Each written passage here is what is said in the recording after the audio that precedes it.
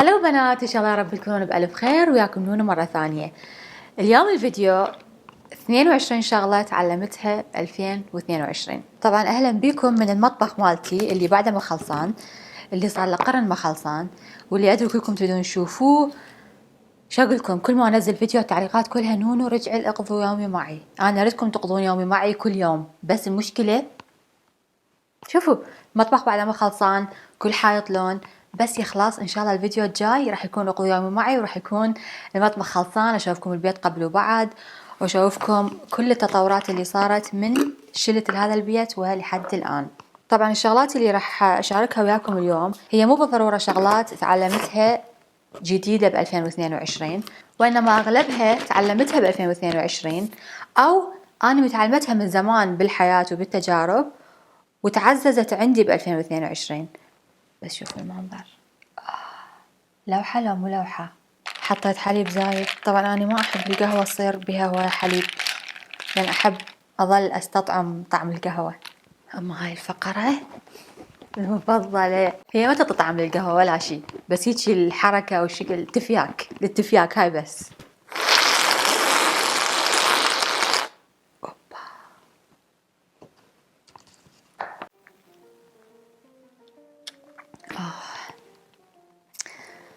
هسه بلش الفيديو من صدق.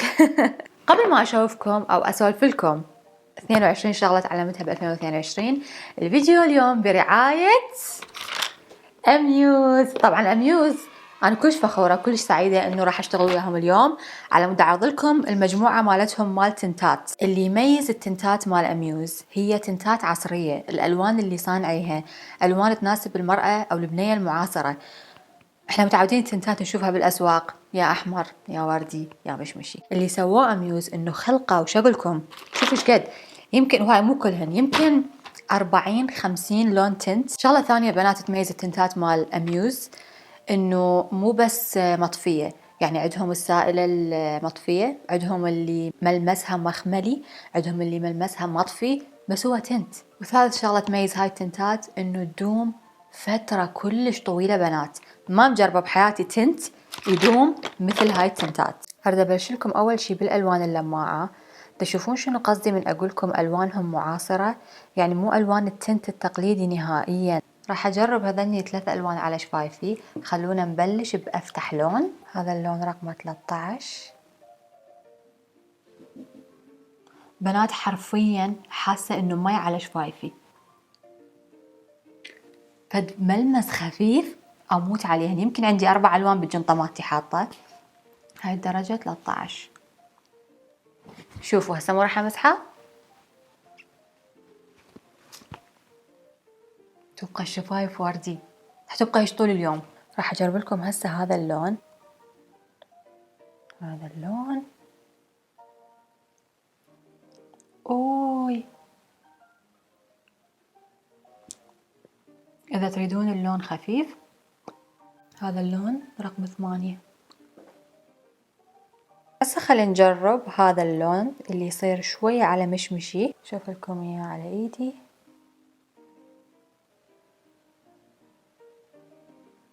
هاي رقم 10 تخبل. عندهم هاي المجموعة الثانية من التنتات المطفية، بس شوفوا الألوان. راح أجرب هاي ال3 ألوان، شو تقولون؟ نبلش بالفاتح، هاي الدرجة رقم 5.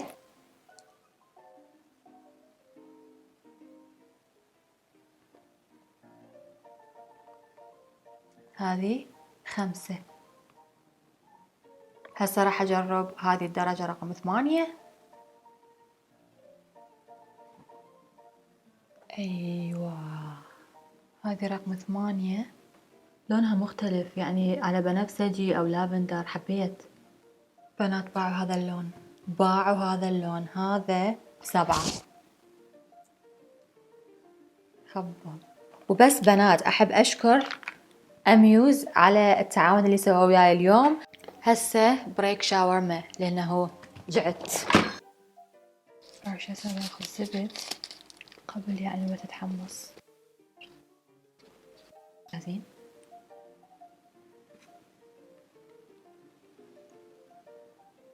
وين تطون وجهكم بهالليل إذا دا تشوفوه بالليل. 22 شغلة، يلا نبلش. أول شي، مزاجك الصباحي يساوي مزاج اليوم كله. لهذا بنات وشباب، الروتين الصباحي كلش كلش كلش مهم. طبعا من أقول روتين صباحي يعني الشي اللي تسووه أول ما تقعدون من النوم، سواء قعدتوا بالستة الصبح، ب8، بالعشرة، ب12 الظهر، اللي هو الشي اللي يسووه أول ما تقعدون من النوم. لهذا حاولوا تسوون أشياء تخليكم تحسون شعور حلو من الصبح.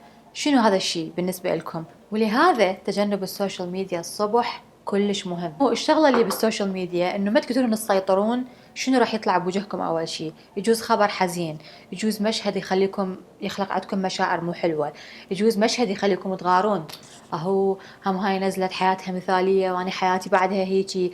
يجوز تبدي المقارنات بينك وبين الآخرين. الواحد ما يقدر يسيطر شنو الأفكار اللي تيجي براسه أو شنو الأشياء اللي راح يشوفها أول ما يفتح الإنستغرام أو أول ما يفتح السوشيال ميديا. الشغلة الثانية، الناس راح تحترمك بس من أنت تتعلمين شلون ترسمين حدود ويا الناس تحترم اللي يحترم نفسه، الناس تحب اللي يحب نفسه، الناس تقدر اللي يقدر نفسه. لهذا السبب إذا تلاحظون الناس مولعة ومغرمة بالأطفال، لأن الأطفال نرجسيين ببراءة، يعني يحبون نفسهم كلش، يحبون اهتماماتهم، يحبون الأشياء اللي يسووها.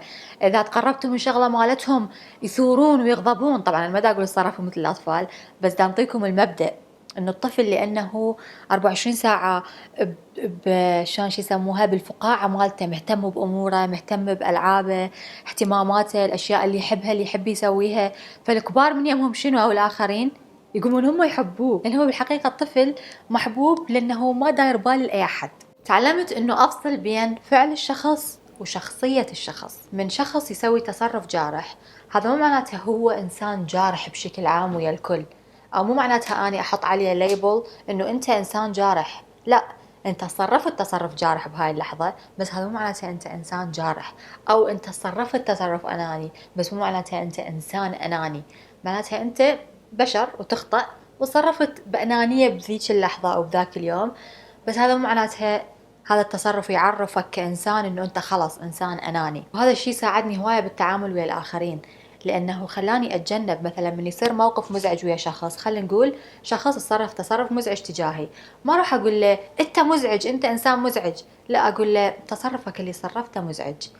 شوية أخف وقع، والإنسان راح يسمع أكثر وما راح يصير دفاعي ويقوم يدافع ويهاجمك بالمقابل، وإنما راح يسمعك واحتمال حتى يتغير من أجلك. تعلمت إنه مو بالضرورة أني من أتعاطف ويا شخص لازم أغرق وياه بالهم، أو تعلمت أفصل بين التعاطف مع شخص وأكون موجودة إله من يحتاجني، وبين إنه أشيل همه وأضوج وياه وأنقهر بحيث اثنيناتنا نغرق سوا، وبالنهاية اثنيناتنا راح نحتاج شخص ثالث يساعدنا. تعرفت هاي السنة على هذا الكتاب. هذا الكتاب اسمه هبتة. هبتة معناتها رقم 7 بالإغريقية أعتقد. هذا الكتاب كلش مهم، مو بس لأنه رواية حلوة وقصص تجنن، عبارة عن قصص قصيرة، تجارب ناس عديدة أو عدة بالحب حاطيها هنا. فاللي يحب الحب راح يموت على هذا الكتاب مثلي. كتاب تثقيفي يثقف الإنسان أو علمني أنا شخصيا شنو هي مراحل الحب السبعة اللي أنا أمر بيها. يعني من أول ما تتعرفين على الشخص، من أول نظرة لحد آخر مراحل الحب اللي احتمال تبقين ويا هذا الإنسان أو تنهين العلاقة. كلش مهم لأنه يساعد الإنسان يفهم ويكون واعي إنه هو ليش دا يحس هيجي هسه. هل المشاعر خفتت لأنه هو بطل يحبني، لو لأنه أنا بالمرحلة الثالثة؟ اقرأ الكتاب وأعطوني رأيكم. تعلمت إنه النجاح هو أسلوب حياة مو انتظار للنتائج. يعني مثلا إذا أنت داخلة جيم أو إذا أنا داخلة جيم وعندي نتيجة أريدها، إذا يوميا أصعد على الميزان احتمال يصير عندي إحباط، أو على الأغلب يصير عندي إحباط وراح أبطل. بس إذا خليت الأكل الصحي هو جزء من يومي وجزء من أسلوب حياتي، والرياضة جزء من روتيني اليومي، النتائج حتما حتما حتما راح تجي. تعلمت هاي السنة أو بشكل عام شغلة، إنه الاستقلالية المادية هي أهم شيء للبنية، خصوصا البنية. وأقول هيجي لأنه ياما وياما بنات أو نساء بتكون هي عالقة بعلاقة هي تكون تنضرب بيها، تنهان بيها، تنخان بيها، وكل هاي الأمور، وما تقدر تطلع لأنه معتمدة ماديا على زوجها. وما تقدر ترجع لأهلها لأنهم ما يقدرون يتحملون مسؤوليتها ومسؤولية الأطفال.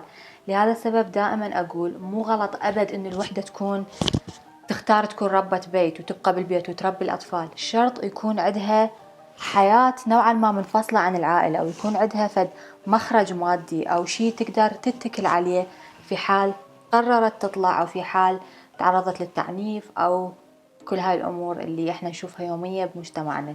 لهذا السبب دائما أقول إنه الاستقلالية المادية مو ضرورية وإنما أساسية لأي بنية. تعلمت هماتي أنا إنه الجسم يبطأ بالثلاثينات. إيه، الجسم يبطأ بالثلاثينات، يعني إذا طلعت لك حباية بمكان إذا قبل كان الأثر يروح بأسبوع يصير 3 أسابيع وبعده ما رايح. يعني علاج البشرة ياخذ وقت أطول، الجسم علاجه ياخذ فترة أطول. إذا أردت تضعفين ياخذ فترة أطول، إذا تريدين تبنين عضل ياخذ فترة أطول مما كنتي بالعشرينات. لهذا السبب أقول اهتموا بصحتكم وجسمكم بالعشرينات مالتكم، وابنوا صحتكم، ابنوا العضل، ابنوا الجسم، القوة، الصحة، بشرة صحية، شعر، قبل ما تدخلون مرحلة الثلاثينات، لأن يصير أصعب أو أبطأ. خلينا نقول تعلمت أنه أحافظ بشكل واعي على فضولي تجاه الأشخاص، تجاه الحياة، مثل روح الطفل. تعلمت أنه الطفل اللي بداخلنا من يموت معناتها إحنا نموت. لهذا السبب لازم دائما بشكل واعي نفكر، ما ننسى إحنا شلون نلعب، ما ننسى شلون نتونس بعيد عن ضغوط الحياة، ما ننسى شلون نحافظ على هذا الفضول اللي ما يخلص تجاه الأشياء، الأمور. ما ننسى نسأل ونتعلم، لأنه هذا الفضول هو اللي يخلينا أحياء بالحقيقة، وهو اللي يخلينا نشأ حيوية ونشأ سعادة. فمن يموت الطفل اللي بداخلك أنت تموت. تعلمت أنه العلاقات أو علاقات المصلحة والعلاقات الدبلوماسية مو عيب ولا غلط. أنا متربية أنه عيب أو أنا مو خوش بنية إذا أنا مصلحجية أو عندي علاقة مصلحة ويا شخص، وبالحقيقة لحد الآن بقايا هذا الموضوع بعدها عندي. بس تعلمت بهاي السنة أنه العلاقات أنواع، يعني أكو رفوف، أكو علاقة مصلحة، أكو علاقة عمل، أكو علاقة صداقة، أكو علاقة حب، أكو علاقة بين وبين أختي، وحتى علاقاتي كل وحدة أختي علاقة شكل. هذا الشيء مو غلط ولا عيب. بالنهاية هي الدنيا مبنية على العلاقات ومبنية على المصالح، وأني أحتاجك وأنت تحتاجني، أو أحتاجك وأنت تحتاجيني. أنا أحتاجك حتى أكون موجودة على القناة، وأنت تحتاجيني على مود بغض النظر عن شنو تحتاجيني، تتعلمين مكياج، نصائح، تجيش طاقة حلوة، نحتاج بعض. هاي مصلحة، أنت عندك مصلحة يمي وأنا عندي مصلحة يمك، بس هذا مو عيب ولا غلط. فهذا درس كلش مهم تعلمته، ولحد فترة كلش طويلة أنا ما عندي علاقات بمجال عملي، لأنه كنت أقول شنو هاي مصلحة وكلها مصالح. بس بعدين تعلمت أنه أحيانا لا بأس أنه واحد يكون عنده علاقة مصلحة. تعلمت بهاي السنة أنه أني ما راح أتعافى من عقد الماضي، جروح الماضي، عقد الطفولة، إذا ما أتحمل جزء أو كل المسؤولية. يعني ما ألعب دور الضحية. كل ما تبقى أو أبقى ألعب دور الضحية أطول، كل ما شفائي راح ياخذ فترة أطول. فأحسن لي من البداية موضوع أنه ألعب دور الضحية وأستمر. مو غلط أن الواحد يقول أنا تأذيت، أنا كنت ضحية، بس ما أبقى ألعب دور الضحية، لأن هذا الشيء ما راح يساهم بالشفاء نهائيا. تعلمت همات أنه التغيير مو شيء سلبي دائما. إحنا متعلمين أنه، أو أكيد كلكم سامعين جملة فلان تغير، حرامات فلانة تغيرت، ما كانت هيجي، ما كان هيجي. يعني رابطين التغيير أو بشيء سلبي، بالوقت اللي هو التغيير الشيء الوحيد اللي ما يتغير هو الجماد. الإنسان كائن متغير بشكل لحظي مو بشكل يومي، ويمر بمراحل صاعدة، مراحل نازلة، مراحل زينة، مراحل مو زينة، مراحل يغلط بيها ويتعلم ويرجع يقوم. ما يصير إحنا نربط، اللي تعلمته أنا يعني برأيي إنه نربط التغيير بشيء سلبي، وإنما هو جزء من الحياة. هاي كنا نتغير وكنا نمر بمراحل، شكلنا يتغير، بشرتنا تتغير، روحنا تتغير، طباعنا تتغير، أخلاقياتنا تتغير. تعلمت إنه بس لأنه أنا ما مريت بتجربة معينة مو معناتها غيري ما مر بيها، أو غيري تجربته باطلة أو مشاعره باطلة. قبل فترة نزلت منشور أحكي بيه عن تجربتي كبنية وتجارب هواية بنات بالمجتمع من ندخل مرحلة المراهقة. لاحظت إنه هواية تعليقات كانت انتوا وين عايشين؟ شو احنا ما شفنا هيجي؟ شو احنا ما مرينا بهاي التجارب؟ شو بس انتوا مبالغين وما ادري شنو؟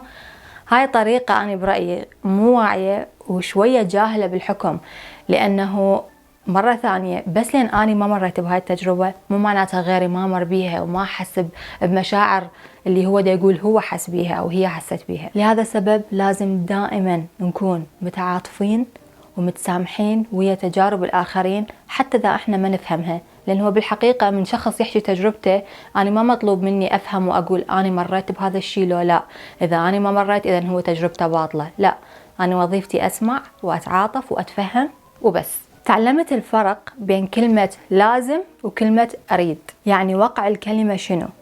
هسه رح أقول لكم جملتين وكتبوا لي جواب التعليقات. أنا لازم أرسم، أنا أريد أرسم. شفتوا الفرق بالجملتين؟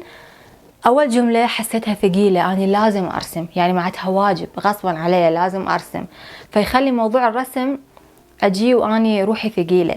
بس من أقول أنا أريد أرسم، لا أنا أريد، أنا فرحانة إنه أنا رايحة أرسم. أنا لازم أجيب أختي من المدرسة، أهو أنا لازم، أو أنا أريد أجيب أختي من المدرسة. هذا التغيير البسيط بالمفردة، مفردة لازم ومفردة أريد، يسوي فرق أو سوى أنا شخصيا فرق بحياتي كبير، لأن الطريقة اللي أنا أحكي بيها ويا نفسي تأثر كلش على شعوري تجاه هذا الشيء أو حتى نتيجة الشيء اللي أنا دا أسويه. علمت إنه الأفكار حيادية، يعني الأفكار مو سلبية ولا إيجابية.